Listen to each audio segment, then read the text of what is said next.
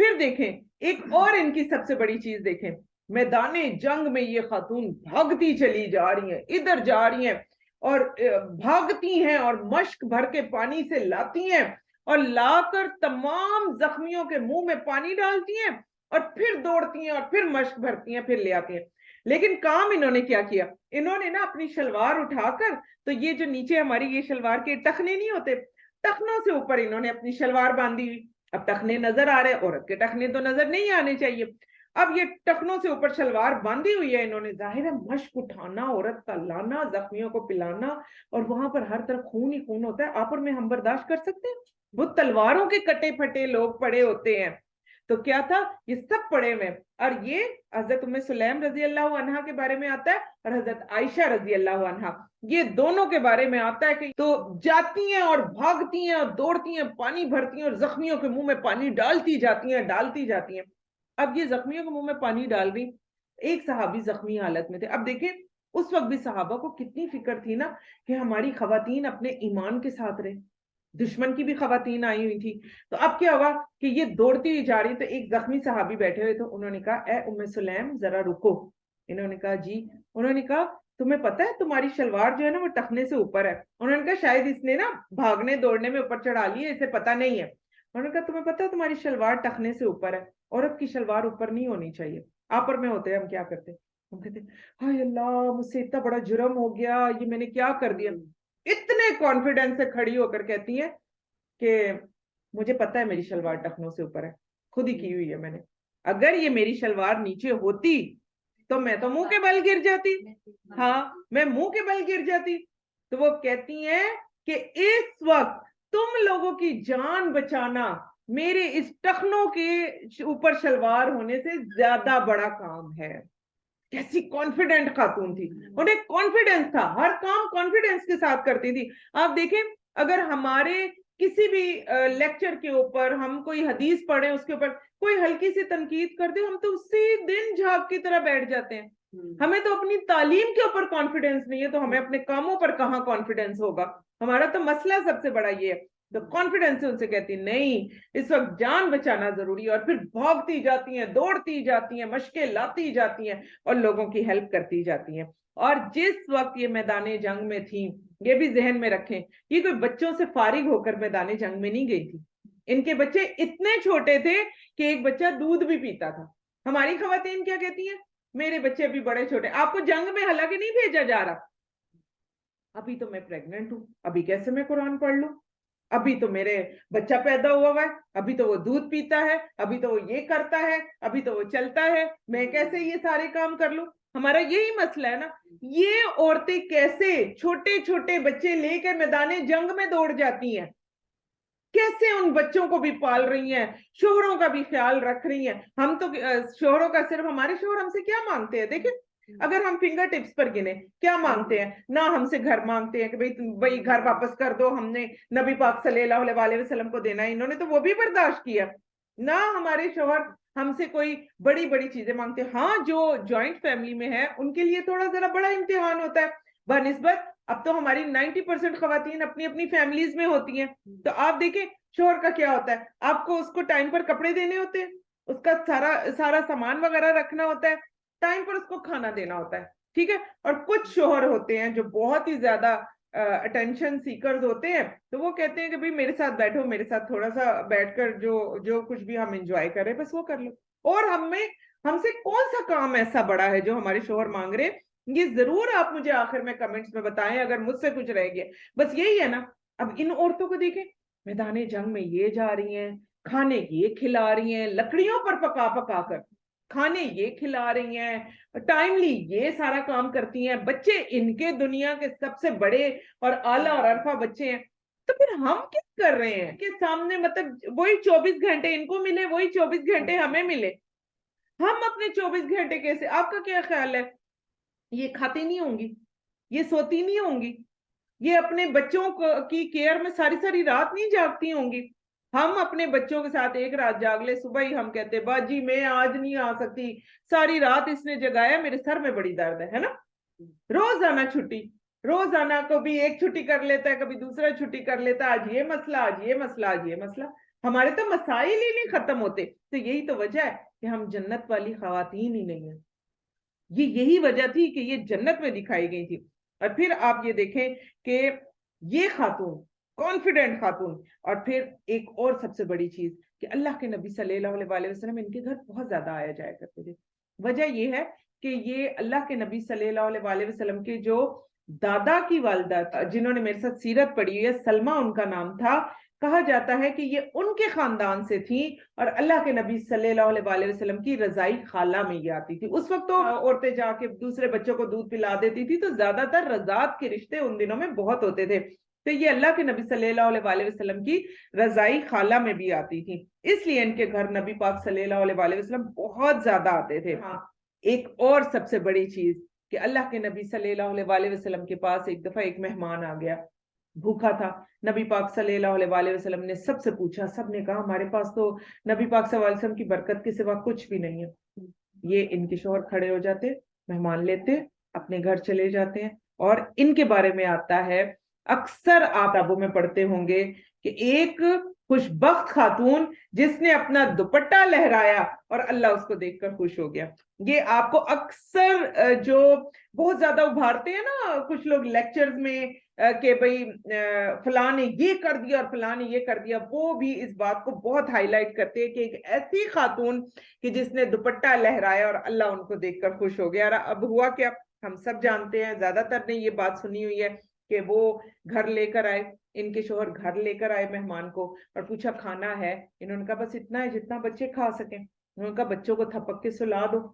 انہوں نے بچوں کو سلا دیا اور پھر انہوں نے کہا, ان کے شوہر نے کہا کہ تم آنا, کھانا رکھنا اور اس طرح سے دوپٹے سے کرنا کہ تمہارے دوپٹے سے چراغ بجھ جائے. اب دیکھیں یہ بات ہمیں نہیں پتا تھا, یہ بات ہمیں سیرت سے پتا چلی کہ ایک عورت نے دوپٹہ لہرایا اور اللہ اس کو دیکھ کر خوش ہو گئے.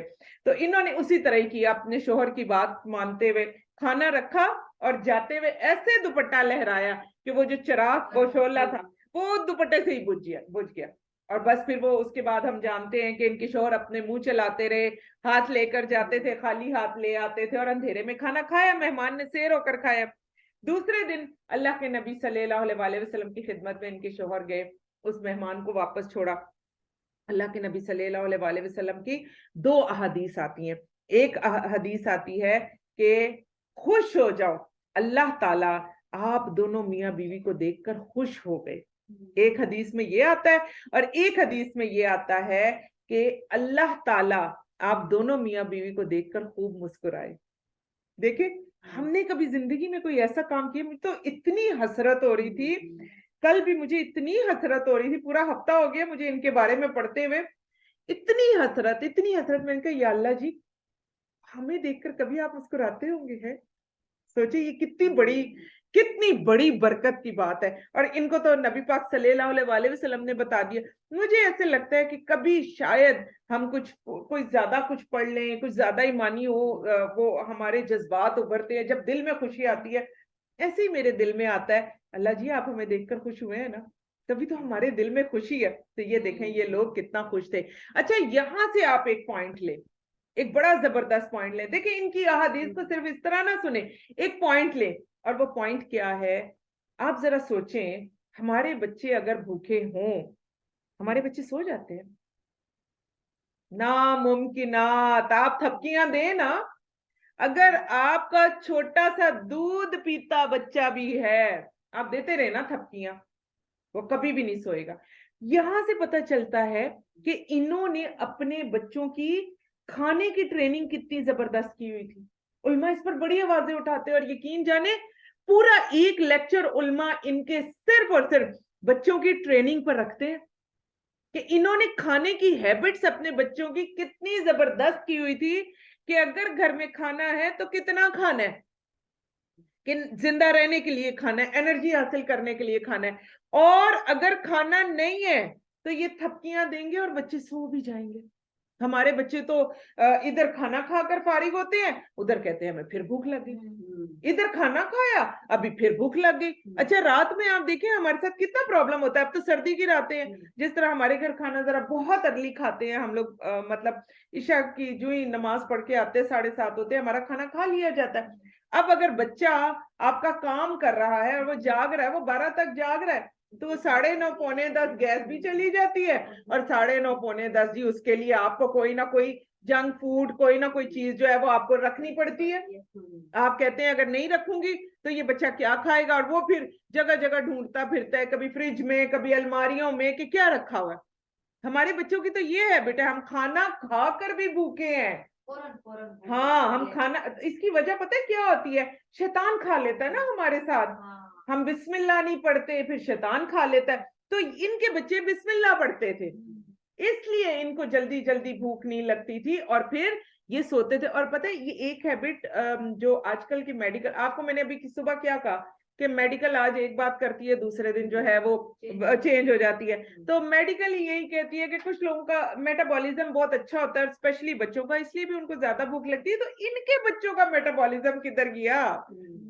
میں تو ہمیشہ سے یہی سوچتی ہوں، ہمارے ہی بچے کیوں اس طرح سے ہیں، ان کے بچوں میں کیوں یہ چیز نہیں تھی. تو علماء اس پر بڑا علم اٹھاتے ہیں کہ کتنی زبردست ان کے کھانے کی ہیبٹ بنائی ہوئی تھی کہ ان کو تھپکا، ان کو کھانا نہیں ملا، اور آپ کو پتا پھر مارننگ میں کون سا کوئی پہلے سے ہماری طرح کوئی الماریاں اور فریج بھرے ہوئے کہ کھانا ہوگا، پھر وہ بھی اسی طرح. تو یہ ان کے بچے جو تھے وہ سو گئے. تبھی تو اللہ سبحانہ و تعالیٰ پھر مسکرائے ان کو دیکھ کر. پھر ان کا ایک بچہ فوت ہو جاتا ہے، یہ بھی بہت سارے لوگوں نے سنا ہوگا. اور یہ کیا کرتی ہیں؟ شوہر آتے ہیں، ان کو خوش کرتی ہیں، کھلاتی ہیں، پلاتی ہیں، اور جنازہ پڑا ہوا ہے گھر میں. بچے کو پہلے سے ہی نہلا دھلا کے کفنا کے اس کو پورا ڈھک کر ایک سائڈ پر رکھ دیتی ہیں. آپ دیکھیں اگر کوئی مرد یہ کام کرتا نا تو یہ اور بات تھی. ایک عورت اپنے بیٹے کو اس طرح سے رکھتی ہے، اور کس لیے؟ کہ میرا شوہر جو ہے وہ پہلے مطمئن ہو جائے، اطمینان سے ہو جائے. پھر اپنے شوہر کو سمجھاتی ہیں کہ اگر کسی نے امانت دی ہو تو تم کیا کرو گے؟ وہ کہتا ہے ظاہر ہے واپس کروں گا. اور پھر اس کے بعد پھر بتاتی ہیں کہ بھئی ہمارا جو بیٹا ہے اس کی تو وفات ہو گئی ہے. اور پھر یہاں سے پتہ چلتا ہے، بہت سارے لوگ پوچھتے ہیں، یہاں پر ایک اور آپ کو فقہی مسئلہ بھی بتا دوں کہ بہت سارے لوگ پوچھتے ہیں کہ حرم میں جب خواتین جاتی ہیں اور جنازے وہاں پر آتے ہیں تو وہاں پر عورت کو تو جنازہ نہیں پڑھنا ہوتا، تو وہاں پر عورتیں جو ہیں وہ جنازہ کیوں پڑھتی ہیں؟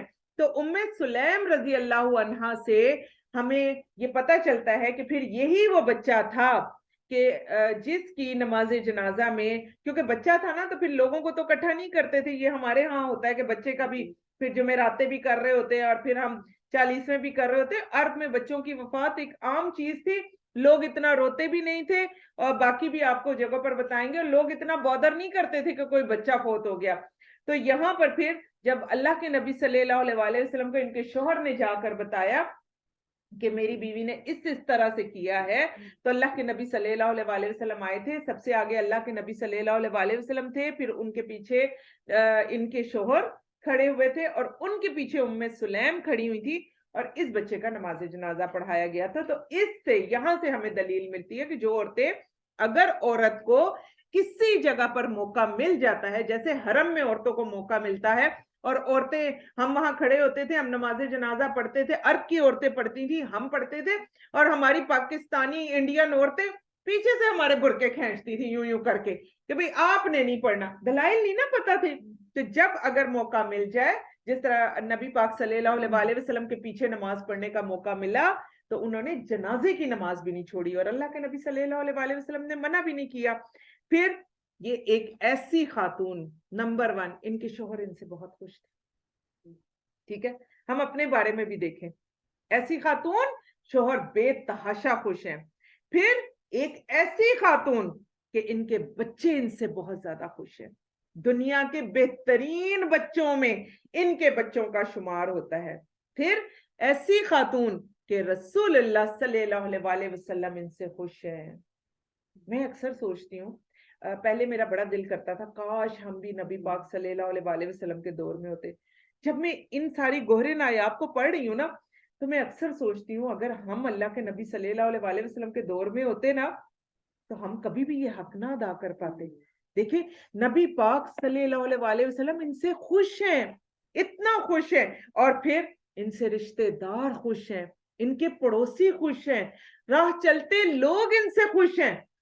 اور کوئی ایسی خاتون نہیں ہے آپ کے اور میری طرح کہ کوئی انہوں نے بڑے جی زبردست ڈریسز پہنتی تھی یا بڑا ہی بازاروں میں پھرتی تھی یا لوگوں کو بڑے ہی تحفے تحائف دیتی تھی.